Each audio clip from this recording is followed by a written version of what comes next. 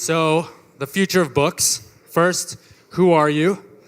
What do you do? And how did you get to be where you are today? So for the past 9 years, I have run the creative development team at HarperCollins, and I acquire super high-profile books that you've probably all heard about or will all hear about.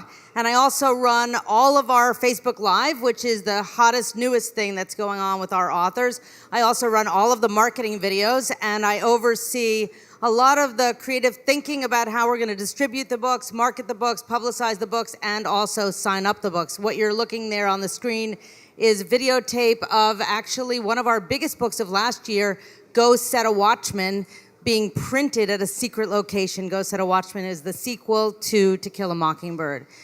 So in order to really look at where we are today, we have to go all the way back about 40,000 years to the earliest communication, which was the cave drawings. So humans...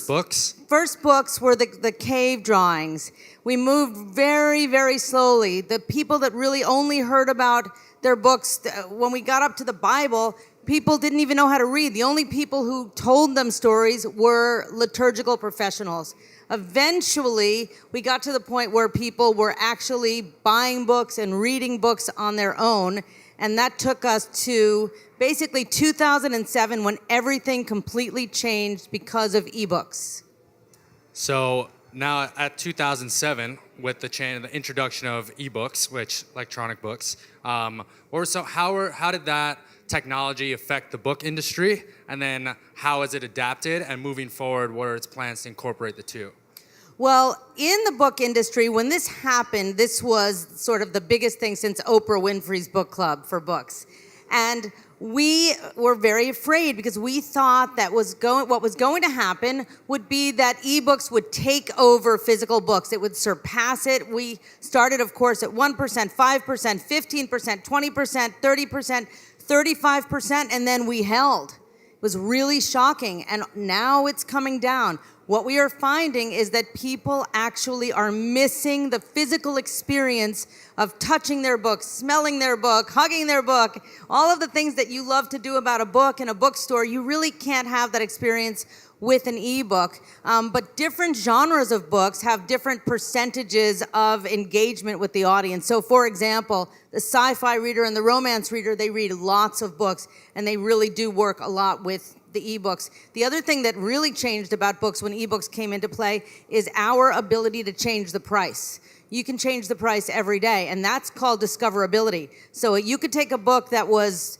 20 years old that nobody's bought for 20 years, and you could put it down to 99 cents, stick it on the front of the Kindle Daily Deal, and next thing you know, you can sell 5,000 books in a day. So it really changed everything. But where we are today is we are in multi-format world. Once everyone, I'm sure you all heard about Serial, listened to Serial. With the advent of Serial and the podcast, it's really increased people's response to digital audio. So right now, digital audio is really, with some books, it's even going past ebooks, which is amazing. So how are you using digital technology to enhance the book experience? Well, one thing that's happening that's really cool is sync to text, which is called Whisper Sync on Amazon. But what's happening is that if you buy a book and you buy the digital book and you buy the ebook of that book, you can actually experience both of those without ever losing your place. So you could wake up in the morning, you could have your iPhone broadcast page 37, and it could read you up to page 40, and then you could get on the train, pop on your Kindle, and it will pick up at page 40, and then when you go back to walking down the street, you can start listening to where you left off. So that is really where we are right now, and I think where we're going in the future is a little bit away from the constant digital engagement. People are getting, the guy before me talked about how messaging and messages are just getting shorter and shorter and shorter, but books are getting longer. People want to get away from their age of distraction. People want to figure out a way to move out of the constant texting and the constant Snapchat and really experience the life of a book in real time, and they want to sit in a chair, they want to hold the book. One New York Times reporter was completely digitally addicted, and he had 12 books. A couple of them were sitting on his shelf for 5 years. He couldn't read the books. He couldn't every time he would go on to try to read it, he would read the same paragraph over and over again. And then eventually he went on vacation, he gave up alcohol, cigarettes, and he gave up Coke. He still couldn't give up the books. Coca-Cola? Coca-Cola, yes. He kept the Coke, but not the Coca-Cola. Anyhow, what he did... Makes it easy to focus on the books. Yes, yes. So after he snorted it, he would really engage. But what it did was it cured his digital addiction, and at the end he read a 500-page Jonathan Franzen book, and he came back from his vacation feeling as though he had brought his focus back down to earth. He felt better about himself. So I would encourage any of you out there, if you're feeling like you're addicted to your phone, put your phone away at night before you go to bed. Don't read a book or put your phone in another room and read an actual book, a physical book. Don't read a book that's on your Kindle or any other technology, your iPad, because the addiction is so strong that you'll immediately be into your social media. There you go. So this video we're seeing kind of behind the book, the process, and something that you've been doing, which is awesome, is behind the author or behind the book itself, who's writing it. So can you talk about how you're incorporating Facebook Live into HarperCollins and what that's done for the business?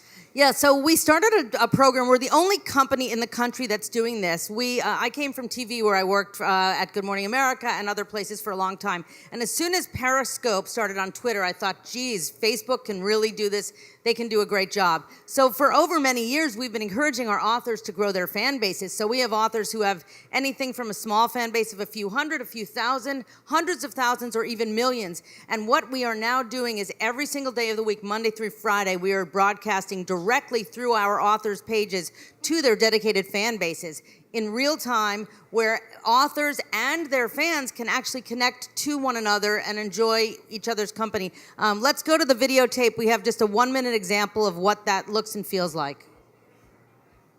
Need audio. So we've had millions of views. This is old stats, but we're... Hey, it's the Facebook Live. Hey everybody, thank you so much for being here. It's Marianne. Hi everybody, welcome to my first Facebook Live. We're live from Myrtle Beach, Costco.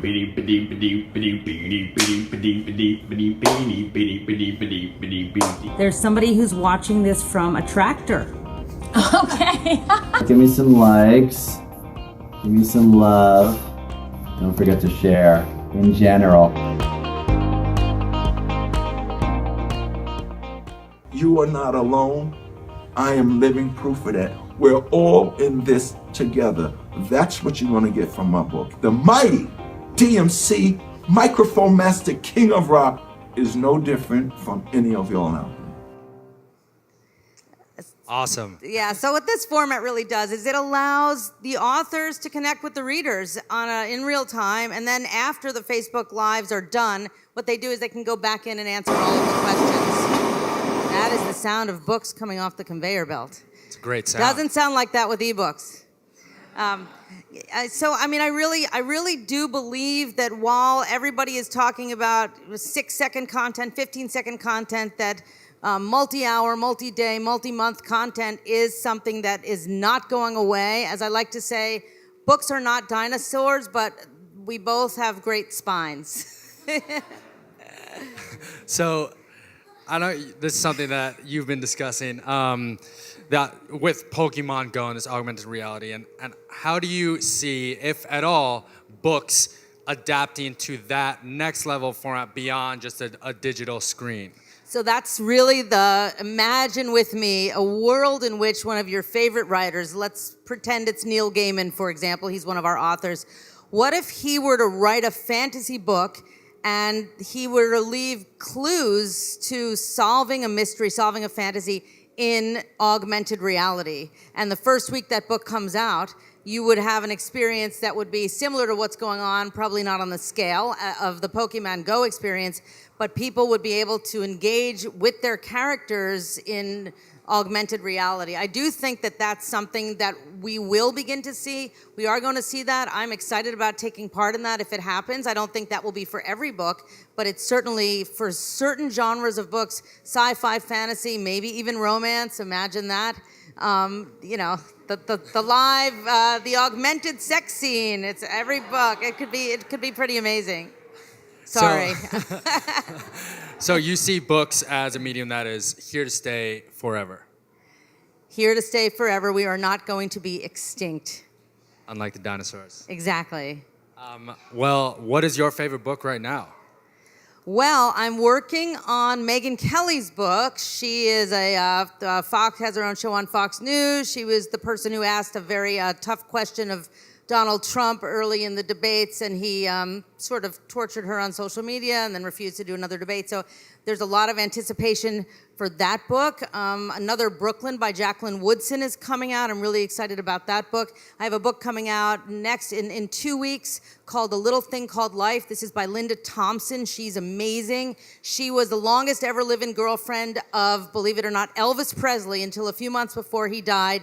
And then she married Bruce Jenner. And while she was married to Bruce Jenner, after she had Brandon and Brody Jenner, two guys from reality TV, way before reality TV, he came to her one day and said, "Hey, Linda, honey, I love you, but I'm trapped in the body of a woman." So they got divorced. She didn't want to be married to Caitlyn Jenner. Don't ruin the suspense. Well, anyhow, and then she married David Foster. It's a fantastic book. So I'm pretty darn excited about that. And then for literary fiction, Ann Patchett, who's one of my favorite writers, is coming out with her closest ever to an autobiographical fictional account. It's called Commonwealth, and I think that's going to be a great book. We're also going to be starting 50 independent bookstores in 50 states in 50 weeks. So every Saturday, you'll be able to meet the people who work at a different independent bookstore through Facebook Live and find out what they're excited about. Because one other thing with retail that's really happened is with the demise of Borders, which was one of the big chains, we now have Amazon, of course, we have Barnes & Noble, but independent bookstores are really coming up. And just the other day, we were in Williamstown, Massachusetts, and we were at a construction site of a 14,000 square foot giant multi-purpose bookstore. Barnes & Noble is adding alcohol, so that's another very exciting trend. We're looking forward to that. Drunk people buying more books than they went Books in and to booze. buy. Yeah. So that's really big. We're very excited about that. And this has been just a great experience. Yes, I think we have about 5 minutes for a quick Q&A. Sure. So if anyone has any questions, raise your hand. Over there.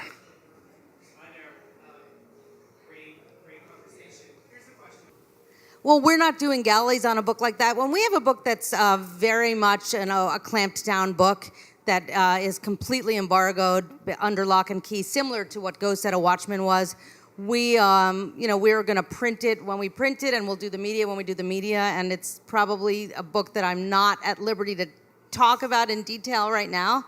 But after November 15th, call me. Yes. That's when it comes out. Very insightful talk.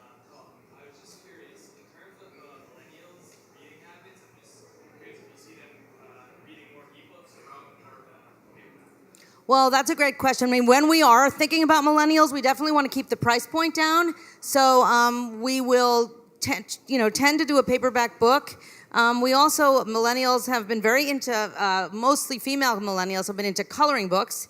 And that has been a very big trend, and we're moving on now to dot to dot, which I'm very excited about because I always like dot to dot. But millennials, especially when in the young adult category, they were really big into ebooks, especially young adult fiction. We did the Divergent series, Divergent, Insurgent, Allegiant, and we are now seeing that they too are going back away from the digital reading experience. And millennials have grown up in the digital age. They're digital natives, and I think they're exhausted from it. And this is a chance to really refresh, recharge, and renew. And what better thing than to go to the beach with your friends and not have to bring a Kindle to read your books. You want to bring your paperback. You want to have a good time. So that's what we're seeing with millennials. Thanks for asking. Okay, we have time for one more question. Anyone back there? Yes? I don't know if we could.